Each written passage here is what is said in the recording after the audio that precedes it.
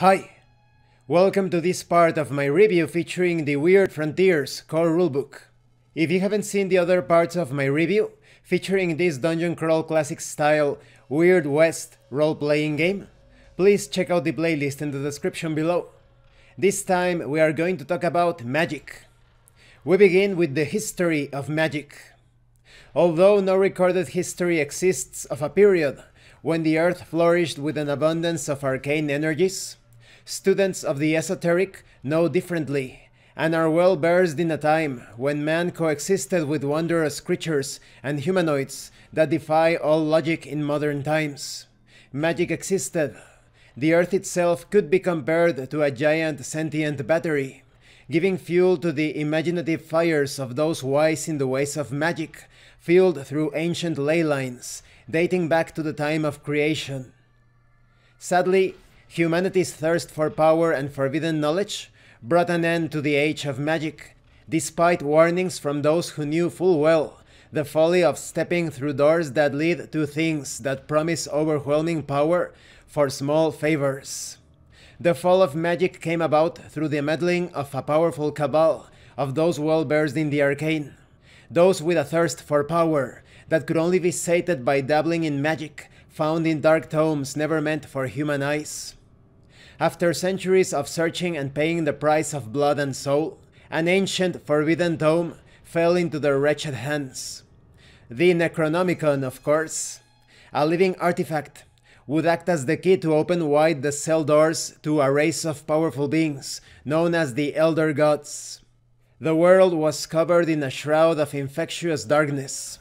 The onslaught came like a thief in the night, and with no time to prepare a defense or countermeasures, entire races perished, wiped from existence or exiled to hellish realms in mere days. Decades passed before a light of redemption would appear, piercing the curtain of darkness, smothering the earth, to answer prayers fueled by faith and hope. The Celestials, as they would come to be known, are a benevolent race claiming a distant kinship with the humans of Earth, claiming to have had a hand in their creation. The Celestials would plant the seeds of rebellion against the Elder Gods, empowering humanity with new magic and a way to tap into the long-dormant ley lines to fuel spells powerful enough to challenge gods. With the Lords of Chaos banished, all that remained was to wipe out those who stood with the Elder Gods, in addition to erasing any trace of the sadistic beasts that followed the Elder Gods to Earth to plague humankind. The Earth was cleansed of the taint of chaos, but her ley lines fell silent, drained by the unfathomable amount of power needed to fuel the exile of the Elder Gods. The Celestials decreed that none should talk of the dark time that humanity had survived, nor of the allies that had come from another world to help them. All would be forgotten, as would any knowledge of a time when magic existed. This would ensure the Elder Gods would never return. Several centuries would pass, and all was forgotten as planned, but even the best laid plans can hide a vital flaw. The Celestials underestimated one of the Elder Gods and its knack for subterfuge. Nyarlathotep knew of the coming rebellion, but was also painfully aware that its kindred would never unite as one to quash the Celestials and the humans they led. Rather than warn the oozing, crawling gods that held rule over the domain of man, Nyarlathotep took the living relic, the Necronomicon, and performed a powerful ritual that created a refuge in a place known as the Dreamlands. The rituals needed to free the Elder Gods must be performed under certain conditions. First, only the species responsible for the imprisonment may release their captors. Thus, it requires humans. Next, the rituals must be performed during times of great strife. As the earth and her ley lines have all but dried up, the power needed would come from plagues, wars, and other occasions where death falls upon the world, claiming lives by violence and suffering. As the centuries passed, Nyarlathotep visited its kin through the Dreamlands, promising a day of reckoning where humankind would once again become enslaved and punished for their treason. Watching patiently, Nyarlathotep continually grooms a flock of followers eager to unleash hell upon the earth in return for power and a place beside the throne of those they seek to free. Nyarlathotep's greatest triumph came during one of the bloodiest wars in American history, one that the elder god pridefully admits to having a heavy hand in starting. With over 600,000 casualties of war, coupled with the hate the war instilled in those it affected, Nyarlathotep's civil war served as an endless bonfire of negative energy needed to once again attempt the dark rituals held within the pages of the Necronomicon. In 1865, Nyarlathotep gave the living tome to a warlock with a fanatical devotion, Helmut Wagner, a German immigrant who settled in the slums of New York during the summer of 1863. He took the ancient tome along with his flock and traveled deep into Mexican territory, far away from prying eyes. They murdered and collected innocents for sacrifice on the way, to a nexus point rumored to have been a celestial gate.